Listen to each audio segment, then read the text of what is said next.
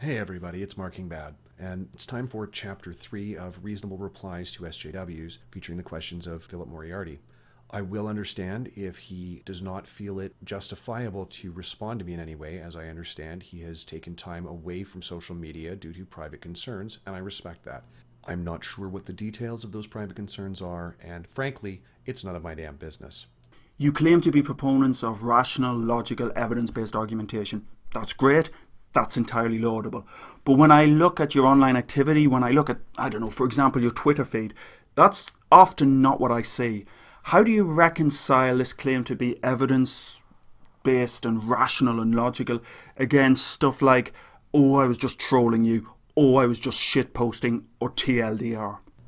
If at some point you return to social media, Philip, I would encourage you to take a look through my Twitter feed or take a glance at my videos. When citations are required, I absolutely do provide them, and when they're not, if I'm engaged in some form of thought experiment, then I don't provide them as they're usually not necessary. And I will grant that I do occasionally engage in trolling, however, I do so only after I've engaged in good faith, provided rational arguments, and if necessary, provided citations to individuals, and they've attempted to troll me initially. That said, Twitter and its 140 character limit does tend to lend itself to some fairly snarky exchanges. What is the number of followers, the number of likes, the number of dislikes, the number of retweets, the number of subscribers, any of those numbers, any of those metrics, what have they got to do with the argument? Deepak Chopra, for example, a man who trots out an endless stream of pseudoscientific quantum woo bollocks, has nearly 3 million followers. So what?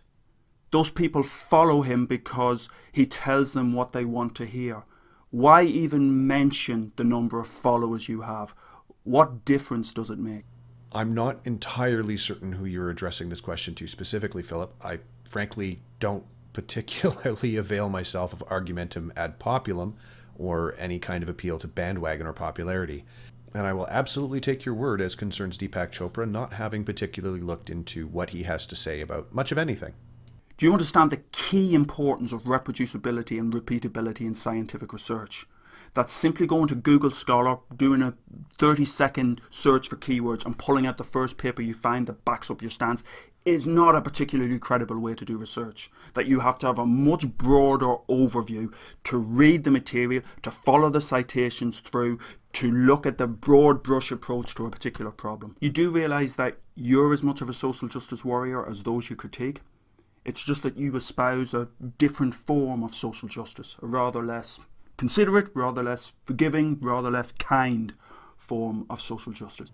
I absolutely understand what you're referring to when you reference reproducibility and reliability of statistics and the importance of using more than just a single study that happens to have a conclusion that seems to fit the bias that is relevant. That's why, as a person that's not trained as a statistician, or that's even trained in STEM particularly, I work very hard to make sure that I view multiple studies, I seek out meta-analyses of studies, and try to get a very full picture of a given topic.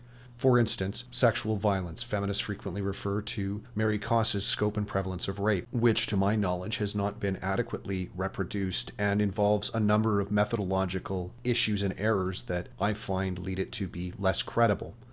I also question the use of things like a single study from Eugene Cannon to justify claims concerning the prevalence of false rape accusations. I also question the use of single studies from early in the 70s or 80s that indicate that all domestic violence is perpetrated solely by men, or at least the vast majority, when in fact there's 40 years of other studies that demonstrate that is patently not the case within the context of America, Australia, the British Isles, and Canada. As a supporter, as a proponent of freedom of speech, why do you want to quash academic freedom? If you're not familiar with the concept of academic freedom, it's worth, in the UK at least, looking up the 1988 Education Reform Act and seeing what that says about the rights of academics to put across unpopular opinions. As someone who's not resident to the UK and has never lived there, I was unfamiliar with the Education Reform Act you referred to, and I have given it at least a brief look. I'm not sure I found the portion you're referring to that refers to the right to express unpopular opinions. If you come back to social media, I would absolutely love it if you could point that out. I'm not finding it yet, and I didn't really dig very far. I did want to get this out.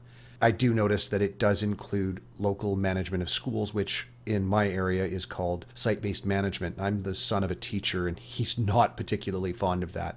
That is, however, a little besides the point of what you're driving at, which is the right to academic freedom of opinion and academic diversity amongst the staff and the professors that you would find in academic institutions. Now, I've been looking around, and recently it's been much more a case of people on the left that have been interfering with the capacity of people to engage in potentially controversial debate. I'm referring to people that have called for the cancellation of a speech by Jordan Peterson or Julie Bindel, who personally I don't have much use for because of some of her opinions, but she has a right to speak. Or Milo, again, I don't have a lot of use for a lot of his opinions, but he's refused the right to speak. Or Ayaan Hirsi Ali being no platformed. Or Miriam Mamazi being no platformed. Or, frankly, the NUS did a poll in which it shows that a majority of students approve of no platforming policies in order to prevent people with controversial opinions from speaking on campuses in the UK. And I find that, quite frankly, to borrow a term from Lacey Green, problematic. And that concludes Chapter 3 of Reasonable Replies for SJWs with the questions of Philip Moriarty.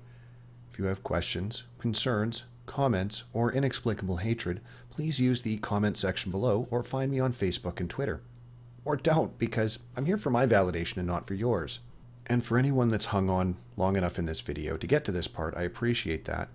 I am at least vaguely aware of Philip Moriarty leaving social media due to personal issues. I do not know the scope of them. I'm not going to speak to them. I will, however, wish him a speedy and satisfactory conclusion to the events that are affecting his life right now, and I hope he has a chance to come back and view this video and potentially respond.